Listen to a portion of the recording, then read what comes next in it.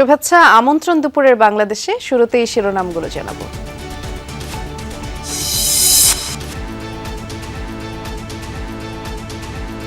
রাজশাহীতে বিএনপি নির্বাচনী জনসভায় নেতাকর্মী সমর্থকদের ঢল। কিছুক্ষণের মধ্যে যোগ দেবেন তারেক রহমান। নওগাঁ ও বগুড়াতেও রয়েছে কর্মসূচি।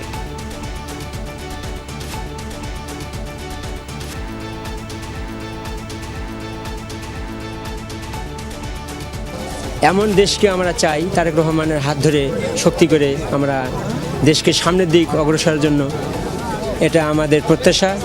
আপামর বাংলাদেশের যে সাধারণ মানুষের যে আকাঙ্ক্ষা তাদের নেতাকে দেখবে।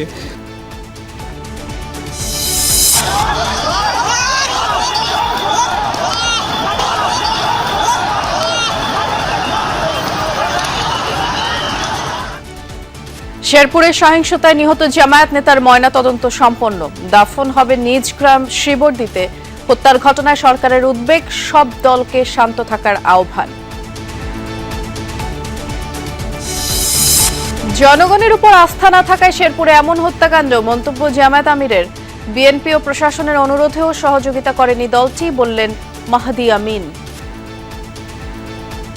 সবার সম্মিলিত অনুরোধ উপেক্ষা করে পুলিশ, প্রশাসন, আইন শৃঙ্খলা বাহিনী, সেনাবাহিনী, বিএনপি নেতৃবৃন্দ প্রত্যেকে মিলে বলার পরও সেই প্রার্থী কেন সেই সংঘাতের পথ বেছে নিলেন? দীর্ঘদিন সন্ত্রাসের কবলে জর্জরিত ছিল। আমরা দোয়া করি আল্লাহ তাআলা যেন এখানে শান্তির পরিবেশটা সৃষ্টি করে দেন। সারা দেশে নির্বাচনী প্রচার জমজমাট। কোথাও কোথাও পাল্টাপাল্টি অভিযোগ। ভবিষ্যৎ পরিকল্পনা তুলে ধরে ভোট চাইছেন প্রার্থীরা। এখন আমি আসছি আপনাদের সামনে নির্বাচনের প্রার্থী হয়ে আপনাদেরকে চাইতে এসেছি যে আপনাদের ভোটটা, যেটা আপনাদের একটা বিরাট আমানত, সেটা আপনারা আমাকে দেবেন। কোরআনী বিধান, ইসলামী বিধান চালু হলে হিন্দুরাও সবচেয়ে নিরাপদ থাকবে। সাংবাদিকরা পর্যবেক্ষণ করলে নির্বাচন স্বচ্ছ হবে। গণমাধ্যম কর্মীদের সাথে বৈঠকে সিএসি। রোববারের মধ্যে নীতিমালা সংশোধন ও পাস দেওয়ার অনলাইন পদ্ধতি বাতিলে ইসির প্রতি আহ্বান। নির্বাচনের আগে কৃষি নিয়ে প্রার্থীদের প্রতিশ্রুতির ফুলঝুরি। জীবনমান উন্নয়নে করছেন ওয়াদা। ফসলের ন্যায্য মূল্য চায় চাষিরা।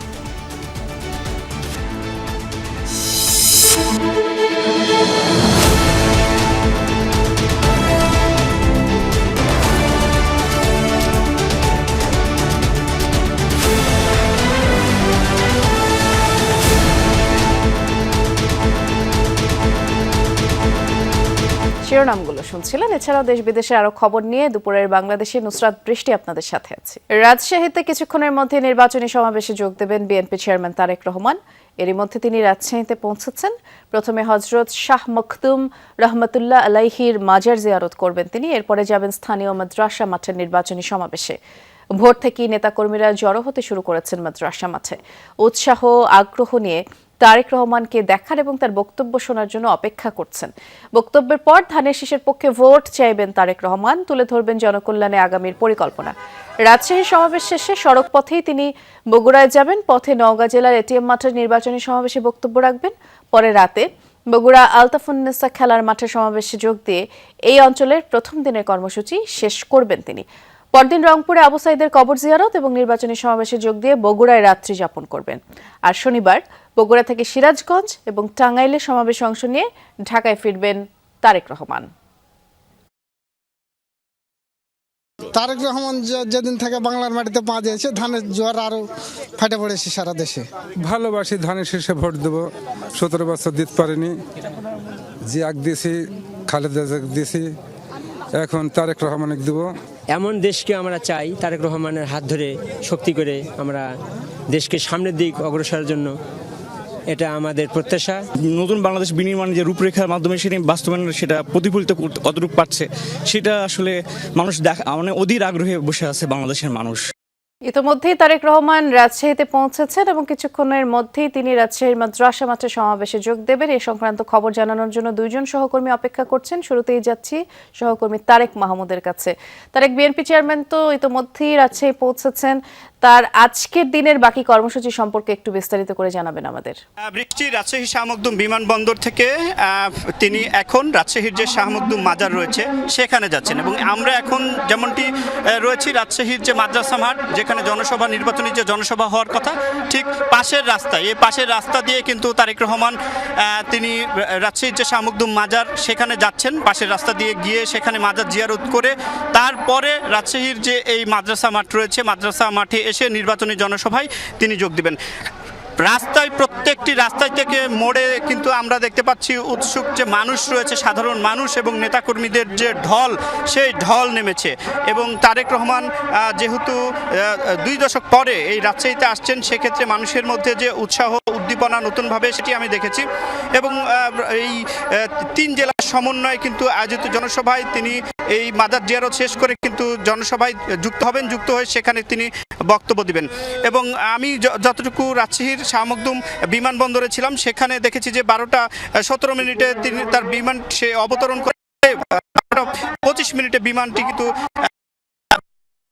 করেন এবং সেখানে রাস্তায় রাস্তায় কিন্তু মানুষের, উৎসুক মানুষের যে উল্লাস এবং উৎসুক মানুষের যে ভিড় সেটি দেখেছি। মানুষ ফুল নিয়ে দাঁড়িয়েছিলেন, ফুল ছিটিয়েছেন এবং সকলে কিন্তু আনন্দিত, উদ্ভাসিত। এবং রাস্তায় কিন্তু পুলিশ, র্যাব, বিজিবি থেকে যারা সাধারণ মানুষ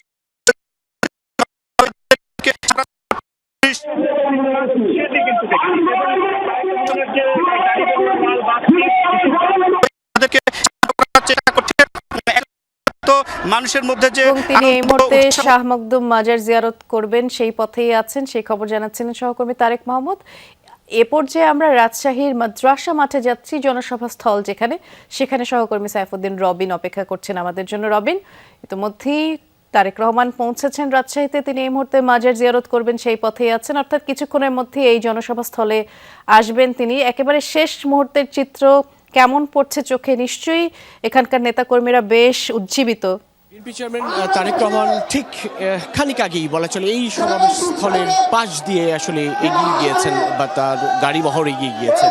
তিনি এখন যাচ্ছেন হযরত শাহ মখদুম রহমতুল্লাহের মাজার জিয়ারত করতে, তার কবর জিয়ারত করতে। এরপরেই তিনি আবার এই সমাবেশ স্থানে এসে পৌঁছবেন। অর্থাৎ বিমানবন্দর থেকে বেরিয়ে যে পথ ধরে হযরত শাহ মখদুম রহমতুল্লাহের মাজার জিয়ারত করতে হবে, সেটি একেবারেই সমাবেশ স্থল লাগোয়া, অর্থাৎ সমাবেশের মঞ্চের পাশ দিয়েই তিনি খানিক আগে গেলেন এবং নেতাকর্মীরা তার এই উপস্থিতির মধ্য দিয়ে ব্যাপক স্লোগানে মুখরিত করে তোলে, প্রকম্পিত করে তোলে এই রাজশাহী মাদ্রাসা মাঠ, যেটি হাজী মোহাম্মদ সরকারি উচ্চ বিদ্যালয় মাঠও বটে। এবং এখানে ইতিমধ্যেই বিপুল সংখ্যক জমায়েত কিন্তু ঘটে গেছে এবং তারপরেও অপেক্ষা, যখন দুপুর 2টায় আনুষ্ঠানিকভাবে তারেক রহমান এই মঞ্চে অংশ নেবেন বা মঞ্চে প্রবেশ করবেন, সমাবেশ স্থলে প্রবেশ করবেন, তখনই আরও আশপাশে ছড়িয়ে ছিটিয়ে থাকা যে অগণিত মানুষ অপেক্ষায় আছে তারেক রহমান, তারাও সমাবেশস্থলে বা সমাবেশস্থলের আশপাশের সড়কগুলোয় অবস্থান নেবেন। ইতিমধ্যেই 13টি সংসদীয় আসন, রাজশাহী, নাটোর, চাঁপাইনবাবগঞ্জ, এই 3 জেলার 13টি সংসদীয় আসনে যারা ধানের শীষ প্রতীকে প্রতিদ্বন্দ্বিতা করছেন ত্রয়োদশ জাতীয় সংসদ নির্বাচনে, সেই প্রার্থীরা কিন্তু মঞ্চে অংশ নিয়েছেন, বক্তব্য রাখছেন। তৃণমূলের নেতাকর্মীরা যারা সেই বক্তব্যের মধ্য দিয়ে তারেক রহমানকে এই রাজশাহী বরেন্দ্র অঞ্চলে স্বাগতম জানায় এবং বলছেন যে আগামী জাতীয় সংসদ নির্বাচনকে ঘিরে তারেক রহমানের এই নির্বাচনী প্রচারণায় অংশ নেওয়া বা নির্বাচনী সমাবেশে অংশগ্রহণ করা বিএনপিকে এই নির্বাচনে খানিকটা সুবিধাজনক অবস্থানে নিয়ে যাবে। এবং তারা বেশ প্রত্যয়ী 39টি সংসদীয় আসন রাজশাহী অঞ্চলে, রাজশাহী বিভাগের প্রত্যেকটিতেই বিজয়ী হওয়ার বিষয়ে তারা সেই প্রত্যয়টুকু ব্যক্ত করছেন এবং বলছেন তারেক রহমান প্রচারণার সমাবেশে যে বক্তব্য দেবেন বা তার এই অংশগ্রহণ, সেটি সাধারণ ভোটার এবং সাধারণ মানুষ তাদেরকেও আকৃষ্ট করবে। বিপুল সংখ্যক জমায়েত ইতিমধ্যেই ঘটে গেছে এই মাদ্রাসা মাঠে, রাজশাহী মাদ্রাসা মাঠ, যেখানে প্রায় 2 দশকেরও বেশি সময় পর, অর্থাৎ প্রায় 22 বছর পর তারেক রহমান এসেছিল ইতিমধ্যেই রাজশাহীতে পৌঁছে গেছেন। খানিক বাদেই এই সমাবেশের মঞ্চে দ্বিতীয়টি তিনি তার বক্তব্য দেবেন, ধানের শীষের পক্ষে ভোট চাইবেন, পরিচয় করে দেবেন 13টি সংসদীয় আসন প্রার্থীদের। এরপরই এখান থেকে এই সমাবেশের বক্তব্য শেষেই তিনি মূলত নওগাঁ অঞ্চলে যাবেন। নওগাঁ জেলার একটি সমাবেশ করার কথা রয়েছে এটিএম মাঠে, সেখান থেকে বগুড়ায় আলতাফুন্নেস খেলার মাঠের সমাবেশের মধ্য দিয়ে 3 দিনের কর্মসূচি টানা এই অঞ্চলে প্রথম দিনে শেষ করবেন বিএনপি চেয়ারম্যান তারেক রহমান। ধন্যবাদ, আপনি বিস্তারিত জানাচ্ছিলেন রবিন। শেরপুরের ঝিনাইগাতীতে বিএনপি ও জামায়াতের সংঘর্ষে উপজেলা জামায়াত সেক্রেটারি রেজাউল করিম নিহতের ঘটনায় এখনো কোনো মামলা হয়নি, কেউ আটকও হয়নি। পুরো এলাকায় থমথমে পরিস্থিতি। রাতে গুরুতর আহত 3 জনকে ময়মনসিংহ মেডিকেলে নেয়ার পথেই রেজাউল করিম প্রাণ হারান। তিনি শ্রীবর্দী উপজেলার জামায়াতের সেক্রেটারি ছিলেন।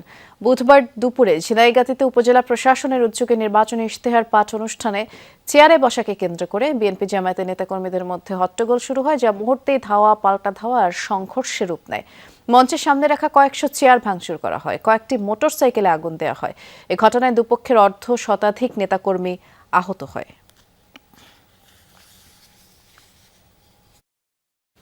এদিকে শেরপুরে জামায়াত নেতার মৃত্যুতে গভীর উদ্বেগ প্রকাশ করেছে অন্তর্বর্তী সরকার। বৃহস্পতিবার এ বিষয়ক বিবৃতি প্রকাশ করা হয়। বলা হয়, এ ধরনের সহিংসতার সাথে সংশ্লিষ্ট যে কোনো প্রাণহানি সম্পূর্ণভাবে অগ্রহণযোগ্য এবং অত্যন্ত দুঃখজনক। হত্যাকাণ্ডের ঘটনায় পুলিশ তদন্ত শুরু করেছে, জড়িতদের আইনের আওতায় আনা হবে। এছাড়া শেরপুরে নিরাপত্তা ব্যবস্থা জোরদার করা হয়েছে বলেও নিশ্চিত করা হয়েছে। নির্বাচন থেকে আর মাত্র 2 সপ্তাহ দূরে থাকায় বিএনপি জামায়াত সহ সকল রাজনৈতিক দলকে দায়িত্বশীল নেতৃত্ব প্রদর্শনের আহ্বান জানানো হয়েছে। একই সাথে তাদের সমর্থকদের মধ্যে সংযম নিশ্চিতের তাগিদ দেওয়া হয়। বলা হয়, শান্তিপূর্ণ, অবাধ ও সুষ্ঠু নির্বাচন করতে সরকার প্রতিশ্রুতিবদ্ধ। জনগণের উপর আস্থা না থাকায় শেরপুরে এমন হামলার ঘটনা ঘটেছে।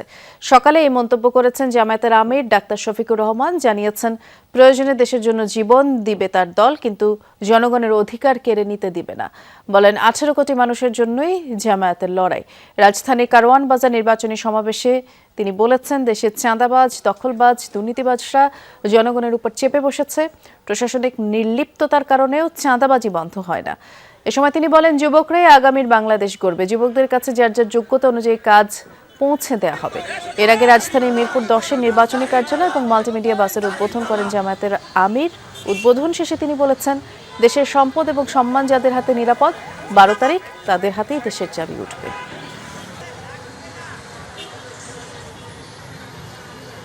মিছিল করতে করতে অনেকে ঢলে পড়ছেন, জীবন চলে যাচ্ছে, রাতের পর রাত, দিনের পর দিন বসে আছেন, তাদের দেখার মতো কেউ নাই, কথা শোনার কেউ নাই।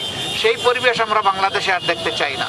আমাদের যে যুব সমাজ 24-এ বুক চিতিয়ে লড়াই করে আমাদেরকে আপাতত মুক্তি এনে দিয়েছে, তাদের কামনা, বাসঙ্কা এবং আকাঙ্ক্ষার সমাজ হবে, সেই সমাজটা আমরা করতে চাই। প্রশাসনের বারবার অনুরোধের পরও জামায়াত নেতাদের অসহযোগিতায় সংঘাতের সূত্রপাত বলে জানান বিএনপি নেতা মাহদি আমিন। বলেন, যে কোনো হত্যার ঘটনা অনাকাঙ্ক্ষিত ও অপ্রত্যাশিত। এই ঘটনার সুষ্ঠু তদন্তের আহ্বান জানিয়েছেন তিনি। সকালে সংবাদ সম্মেলনে বিএনপি নির্বাচন পরিচালনা কমিটির মুখপাত্র মাহদি আমিন আজ সন্ধ্যা থেকে দেশ গড়ার পরিকল্পনা নিয়ে তারেক রহমানের পডকাস্ট শুরু হবে বলে জানান, যেখানে তিনি ধাপে ধাপে বিএনপির বিশদ পরিকল্পনা তুলে ধরবেন।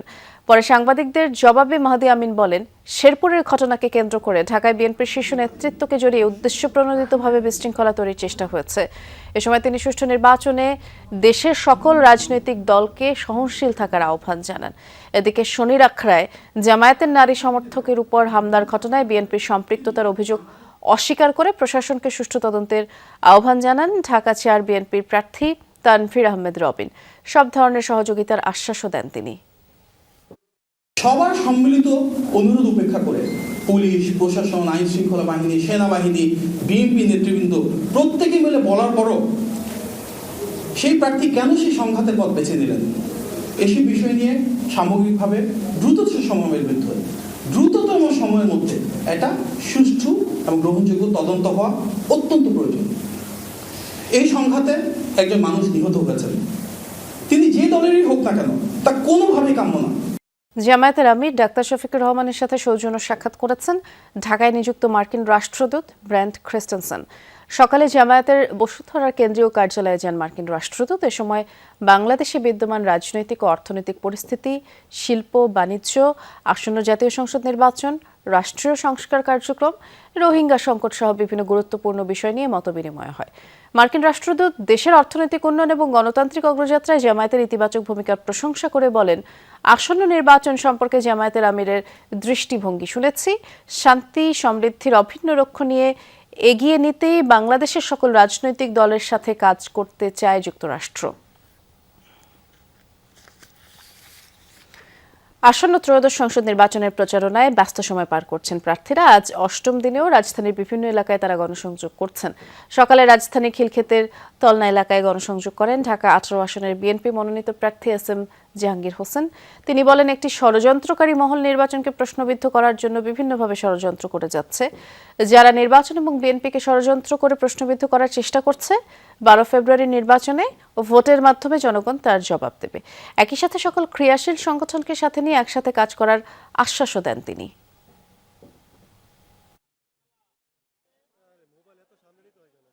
দেশের স্বাধীনতা সার্বভৌমত্ব অস্তিত্বহীন হবে কিনা সমস্ত কিছুর সাক্ষী এবং সমস্ত কিছুকে নিয়ন্ত্রিত করবে আগামী 12 ফেব্রুয়ারি নির্বাচন। কাজেই আমি মনে করি আমাদের সেই দাবিদার থেকে বেরিয়ে এসেছি। সেই দাবিদারি রাষ্ট্র, দাবিদারি সরকার আর বাংলাদেশে প্রতিষ্ঠিত হতে পারবে না। নিজ ভূমিতে নিরাপদ প্রত্যাবাসন রোহিঙ্গা সংকটের একমাত্র টেকসই সমাধান বলে জানিয়েছেন প্রধান উপদেষ্টা ডক্টর মোহাম্মদ ইউনূস। আর এজন্য জাতিসংঘের শরণার্থী সংস্থা UNHCR এর সক্রিয় ভূমিকা অব্যাহত রাখার আহ্বান জানান তিনি। বুধবার রাতে রাষ্ট্রীয় অতিথি ভবন যমুনায় UNHCR এর নবনিযুক্ত কান্ট্রি রিপ্রেজেন্টেটিভ আইফো ফ্রেজেনের সাথে সাক্ষাতে তিনি এই আহ্বান জানিয়ে বলেন, শরণার্থী শিবিরগুলোয় দীর্ঘদিন রোহিঙ্গাদের অবস্থান কোনো সমাধান নয়, বরং ক্রমেই উত্তেজনা বেড়ে চলেছে। তাই প্রত্যাবাসন নিশ্চিতে নতুনভাবে আন্তর্জাতিক উদ্যোগ জোরদারের আহ্বান জানান ডক্টর ইউনূস। বৈঠকে কক্সবাজারের শরণার্থী শিবিরগুলোতে সহায়তার তহবিল কমে যাওয়ার বিষয়টিও তুলে ধরা হয়। পাশাপাশি ভাষাঞ্চলের পরিস্থিতি এবং দেশের আসন্ন নির্বাচন নিয়েও আলোচনা হয়। প্রচার গণসংযোগে সারা দেশে ব্যস্ত সময় কাটছে ত্রয়োদশ জাতীয় সংসদ নির্বাচনের প্রার্থীদের। সকাল থেকে কর্মী সমর্থকদের নিয়ে মাঠে নেমেছেন প্রার্থীরা। প্রত্যেকেই নিজ নিজ নির্বাচনী এলাকা চষে বেড়াচ্ছেন। আর প্রতিটি অলিতে গলিতে ভোটারদের দাঁড়ে দাঁড়ে গিয়ে ভোট চাইছেন। তাদের মন জয়ে নানা প্রতিশ্রুতি এবং আশ্বাসের পাশাপাশি তুলে ধরছেন উন্নয়নের পরিকল্পনা। শহর থেকে গ্রাম সব জায়গায় পথ ঘাট ছেয়ে গেছে ব্যানার ফেস্টুনে। ভোটাররা চাইছেন যোগ্য প্রার্থী এবং শান্তিপূর্ণ পরিবেশ। কোথাও কোথাও পরস্পরের বিরুদ্ধে আচরণবিধি লঙ্ঘনের অভিযোগও করছেন প্রার্থীরা। আপনাদের যে বিশ্বাস, আপনাদের যে আস্থা আমার উপরে ছিল, তার খেয়ানত আমি কখনো করিনি। আমি নিজে কখনো কোনো রকম দুর্নীতির মধ্যে যাইনি। আমি রাজনীতিকে ব্যবহার করে আমি কখনো অর্থ উপার্জন করিনি। দেশের মানুষের চাপে, বিশ্বের গণতান্ত্রিক বিশ্বের চাপে, বাংলাদেশের মুক্ত গণতন্ত্রকামী মানুষের চাপে নির্বাচনে অনেকে বাধ্য হয়ে আসছে। এখন নির্বাচনে তারা আদৌ চায় কিনা সেটা তো একটা বিষয় আছে। 54 বছরের রাষ্ট্র যারা পরিচালনা করেছে তাদের তিক্ততায় বিরক্ত হয়ে মানুষ এখন সুশাসনের দিকে ঝাঁপিয়ে পড়েছে এবং তারা এখন দাঁড়িপাল্লায় ভোট দেবে। সাংবাদিকরা পর্যবেক্ষণ করলে নির্বাচনের স্বচ্ছতা থাকবে বলে মন্তব্য করেছেন প্রধান নির্বাচন কমিশনার AMM নাসির উদ্দিন। বলেন, নির্বাচন চলাকালে সংবাদ সংগ্রহের কাজ সহজ করবে কমিশন। বৃহস্পতিবার আগারগাঁও নির্বাচন ভবনে সাংবাদিকদের সাথে বৈঠকে সিইসি এসব কথা বলেন। এ সময় সাংবাদিক নীতিমালা সংশোধন এবং ভোট পর্যবেক্ষণের পাস দেওয়ার অনলাইন পদ্ধতি বাতিল করে তা সহজ করার আহ্বান জানান সাংবাদিক নেতারা। রোববারের মধ্যে বিষয়টির সমাধান না হলে সাংবাদিকরা আগামী নির্বাচন কভার করবে কিনা তা ভেবে দেখবে বলেও হুঁশিয়ারি দেন সাংবাদিক নেতারা।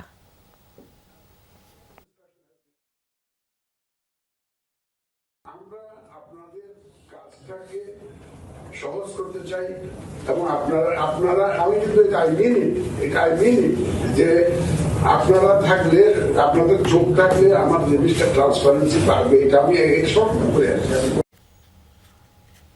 এবারই প্রথম জাতীয় সংসদ নির্বাচনে ভোট দেওয়ার সুযোগ পাচ্ছেন কারাবন্দীরা। সারা দেশে এই সংখ্যা প্রায় 6000। পোস্টাল ব্যালটে তারা ভোট দেবেন। কার্যক্রম নিষিদ্ধ আওয়ামী লীগ সহ কয়েকটি দলের নেতারাও ভোট দেওয়ার আবেদন করেছেন। তাদের মধ্যে আছেন শাহজাহান খান, হাসানুল হক ইনু, মেনন সহ 22 জন। কারা কর্তৃপক্ষ জানিয়েছেন, আবেদন যাচাই বাছাই করে ভোট দেওয়ার সুযোগ দিয়েছে নির্বাচন কমিশন।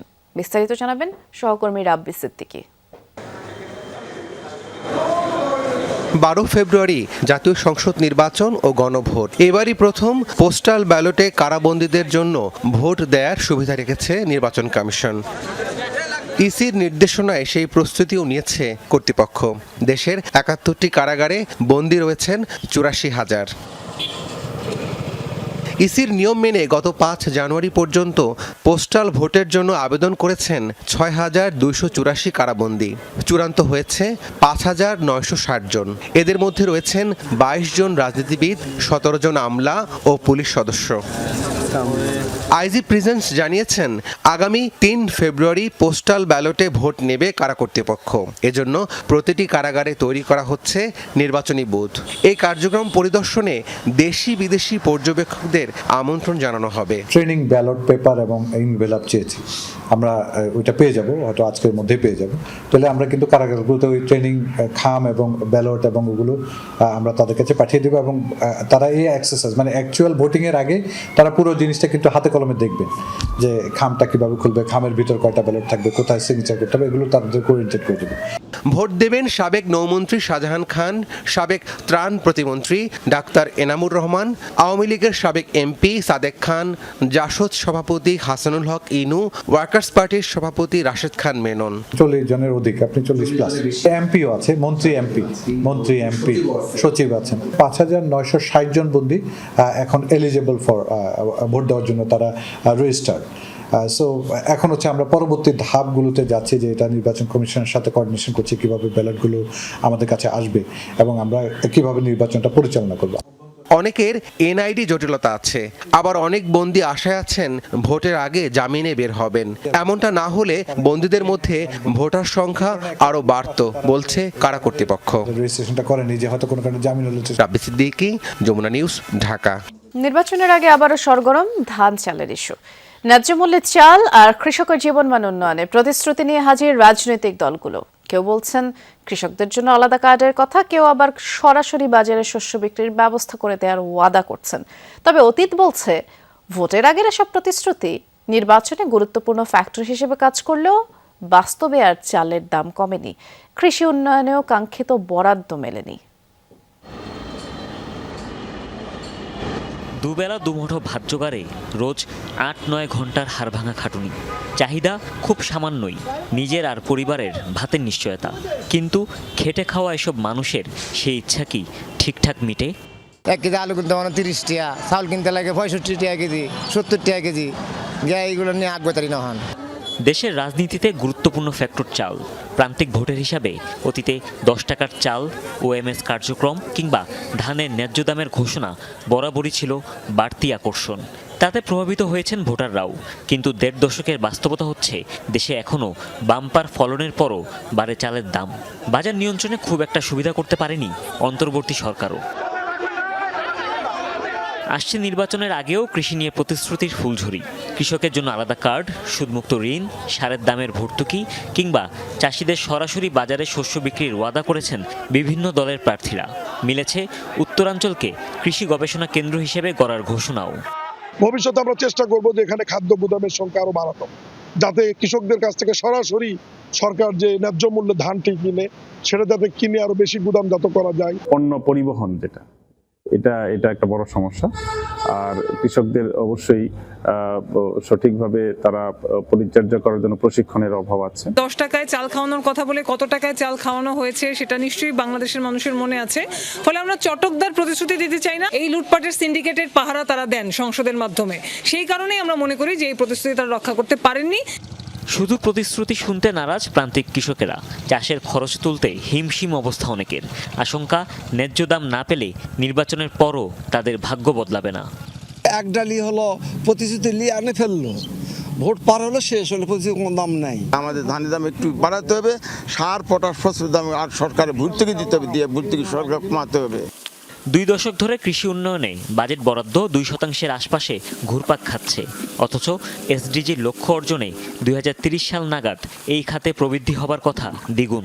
সরকারের ভর্তুকি কিংবা বাজার হস্তক্ষেপের সুবিধা আদৌ কৃষক পান কিনা তা নিয়েও সন্দেহ কম নয়।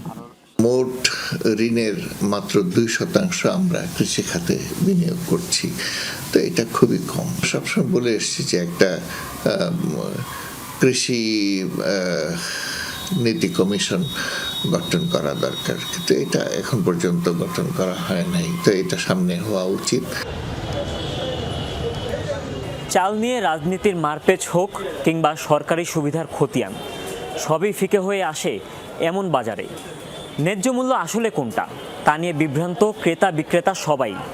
দিন শেষে খরচের চাপ বাড়ে নিম্ন আর মধ্যবিত্তর পকেটে।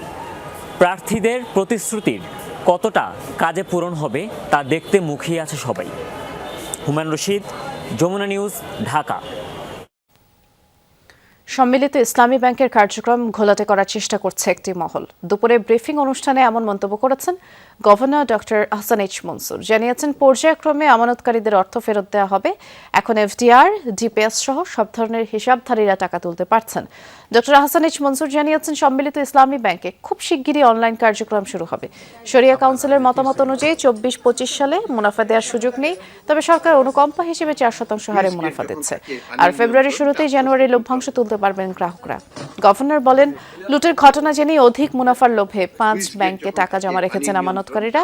এদের গ্রাহকদেরও দায়ভার রয়েছে। স্লুইস গেট যখন থাকে পানির নিয়ন্ত্রণ, এটা আস্তে আস্তে খুলতে হয়, আস্তে আস্তে বন্ধ করতে হয়।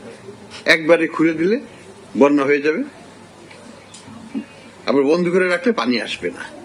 কাজে আমাদেরকে একটা নিয়ন্ত্রিত ভাবে ডিপোজিট উইথড্রল প্ল্যান আমরা ঘোষণা করেছি। চট্টগ্রাম বন্দরে নিউমোরিং টার্মিনাল পরিচালনায় বিদেশি কোম্পানির সাথে অন্তর্বর্তী সরকারের চুক্তি বৈধ বলে রায় দিয়েছেন হাইকোর্ট। বৃহস্পতিবার বিচারপতি জাফর আহমেদের একক হাইকোর্ট বেঞ্চ এই রায় ঘোষণা করেছেন। গত বছর 4 ডিসেম্বর বিচারপতি ফাতেমা নজিব এবং বিচারপতি ফাতেমা আনোয়ারের দ্বৈত বেঞ্চ নিউমোরিং টার্মিনাল নিয়ে ভিন্ন মতের রায় দেন। পরে প্রধান বিচারপতি মামলাটি নিষ্পত্তির জন্য বিচারপতি জাফর আহমেদের বেঞ্চে পাঠান। নিউমোরিং কন্টেইনার টার্মিনাল পরিচালনায় 2019 সালের 17 ফেব্রুয়ারি সংযুক্ত আরব আমিরাতের ডিপি ওয়ার্ল্ডের সাথে সরকারি বেসরকারি অংশীদারিত্বে সমঝোতা স্মারক হয়।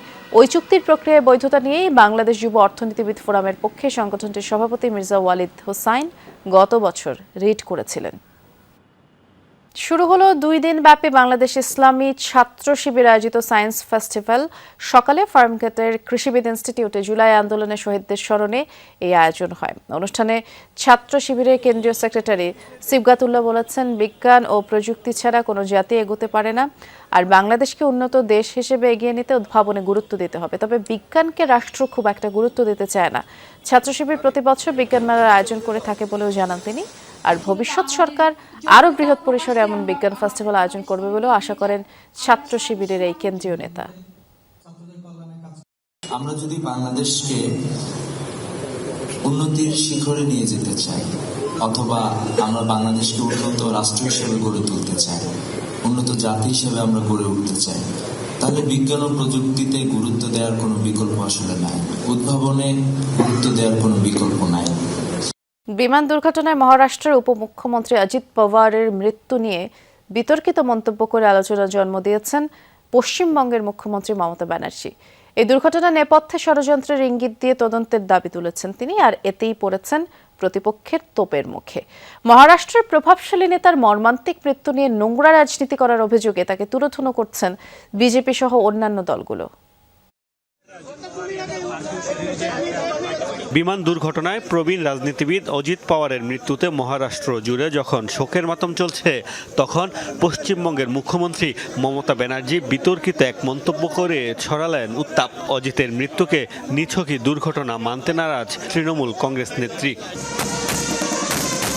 মমতার দাবি, বিজেপি জোট ছাড়তে চেয়েছিলেন অজিত পাওয়ার। এর কয়েকদিন পরই তার মৃত্যু হওয়ায় ষড়যন্ত্রের ইঙ্গিত দিয়েছেন তিনি। দাবি জানিয়েছেন তদন্তের। মহারাষ্ট্রের উপমুখ্যমন্ত্রী অজিত পাওয়ারের বিমান দুর্ঘটনায় মৃত্যুর খবরে আমি গভীরভাবে মর্মাহত।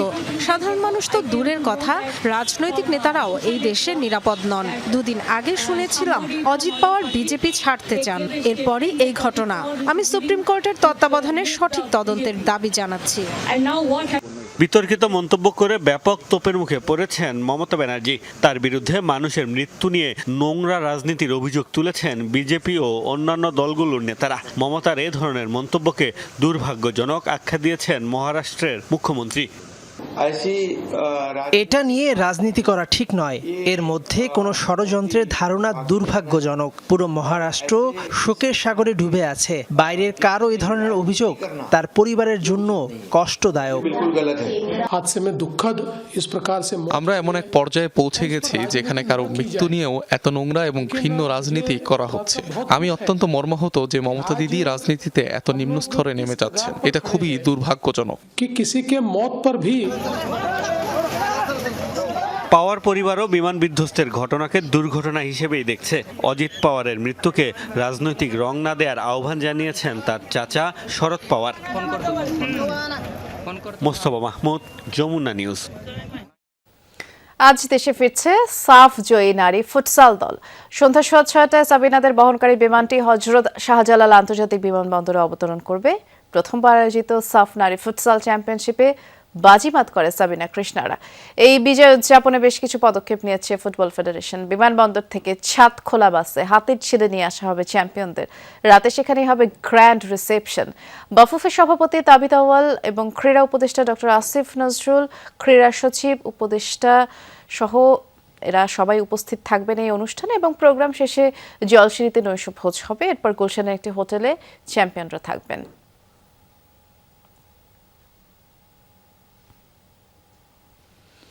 উয়েফা চ্যাম্পিয়ন্স লিগে দ্য লিসবন ডিজাস্টার। শেষ রাউন্ডে বেনফিকা ঝড়ে চুরমার বর্তমান চ্যাম্পিয়ন রিয়াল মাদ্রিদ। শেষ 16তে ওঠা এখন পেন্ডুলামের মতো দুলছে আসরের রেকর্ড 15 বারের শিরোপাধারীদের। রিয়ালের পতনের দিন জয় পেয়েছে চিরপ্রতিদ্বন্দ্বী বার্সা, আর কারাবাককে 6-0 গোলে উড়িয়ে সরাসরি শেষ 16তে লিভারপুল। আরেক ইংলিশ জায়ান্ট আর্সেনাল 8 ম্যাচের সবকটিতে জিতে টেবিলের শীর্ষে, তবে হোঁচট খেয়ে প্লে অফে বর্তমান champion PSG. UEFA champions league যেই উপাখ্যানের প্রতি পাতায় রোমাঞ্চ। বুধবার রাতের সবচেয়ে বড় অঘটনটি ঘটেছে লিসবনে। হোসে মরিনহোর বেনফিকার কাছে 4-2 গোলে বিধ্বস্ত হয়েছে রেকর্ড 15 বারের চ্যাম্পিয়ন রিয়াল মাদ্রিদ। গোলরক্ষকের গোলে বেনফিকার বাজিমাত। 54 মিনিটেই 3-1 গোলে পিছিয়ে রিয়াল। এরপরই নাটক। ম্যাচে যোগ করার সময়ে রাউল অ্যাসেন্সিও ও রদ্রিগো লাল কার্ড দেখলে 9 জনের দলে পরিণত হবার পর পর্তুগালের ক্লাবটি দিল আরও 1 গোল। এই হারের ফলে প্লে অফ খেলেই শেষ 16তে উঠতে হবে চ্যাম্পিয়ন্স লিগের রাজাদের। রিয়ালের পতনের দিন সরাসরি শেষ 16তে চিরপ্রতিদ্বন্দ্বী বার্সা। শুরুতেই কোপেনহেগেনের বিপক্ষে গোল হজম করে বেশ চাপে পড়ে যাওয়া বার্সেলোনা ঘুরে দাঁড়ালো দ্বিতীয়ার্ধে। ঘরের মাঠে 4-1 গোলে জিতেছে হ্যান্সি ফ্লিকের দল।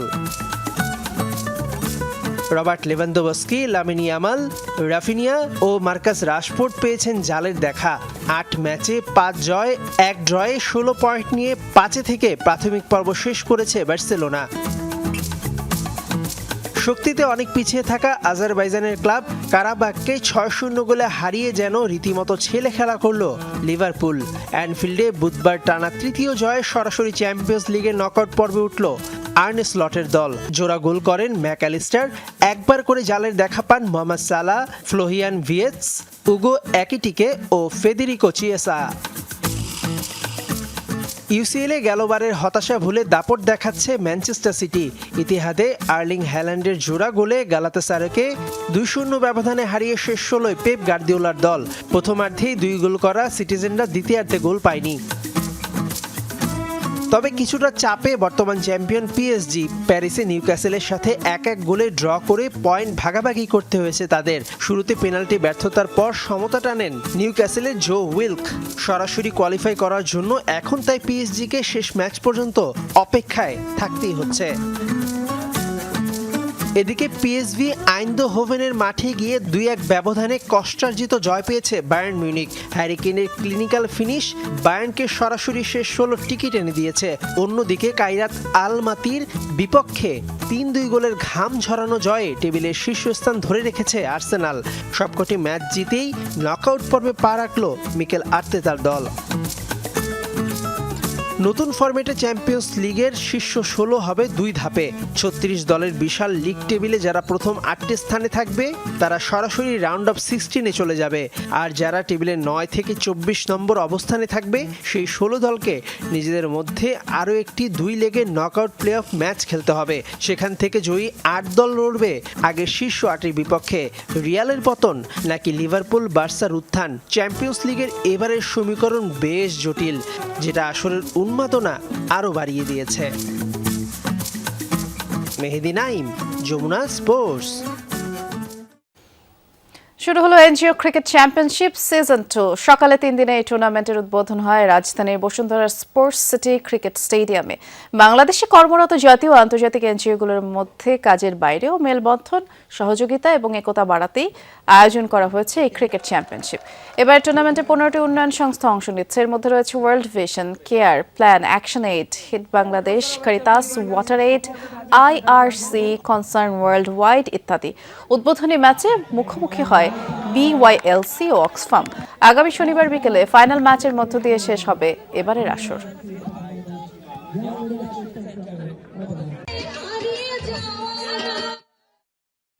আপনারা যেমনটি জানেন, রাজশাহীতে কিছুক্ষণ আগে বিএনপি চেয়ারম্যান তারেক রহমান পৌঁছেছেন এবং তিনি যেই জনসভাস্থলে আজ বক্তব্য রাখবেন, আমরা বলছি রাজশাহীর মাদ্রাসা মাঠের কথা, সেখানে খুব কাছাকাছি পৌঁছে গেছেন তারেক রহমান। আমরা সরাসরি রাজশাহীর মাদ্রাসা মাঠের চিত্র আপনাদেরকে দেখাচ্ছি এবং এখানে কিছুক্ষণ আগে এসে পৌঁছেছেন তারেক রহমান, অর্থাৎ খুব কাছাকাছি আছেন। এর আগে তিনি গিয়েছিলেন হজরত শাহ মখদুম রহমতুল্লাহি আলাহির মাজার জিয়ারত করতে। আজ বেলা ঠিক 12:25 নাগাদ তিনি সস্ত্রীক রাজশাহী বিমানবন্দরে অবতরণ করেন তাকে বহনকারী বিমানটি। এরপর সেখান থেকে তিনি যান হজরত শাহ মখদুম রহমতুল্লাহি আলাহির মাজার জিয়ারত করতে এবং এখন তিনি আছেন এই জনসভাস্থলের খুব কাছাকাছি। আমরা সরাসরি দেখতে পাচ্ছি জনসভাস্থলের যেই চিত্র ইতোমধ্যে কানায় কানায় পরিপূর্ণ হয়ে গেছে।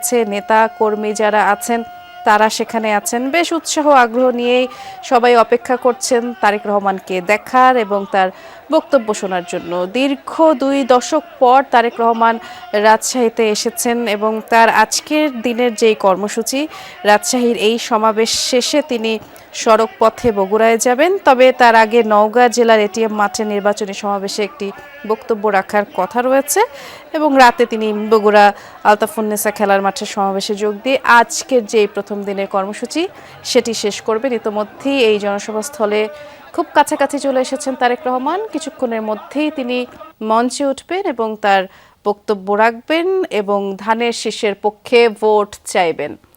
আর দর্শক, দুপুরে বাংলাদেশের প্রথম ঘন্টার আয়োজন এ পর্যন্তই ছিল। এর পরের ঘন্টার আয়োজন নিয়ে ফিরবেন সহকর্মী শাওন দত্ত। দেখার আমন্ত্রণ রইল।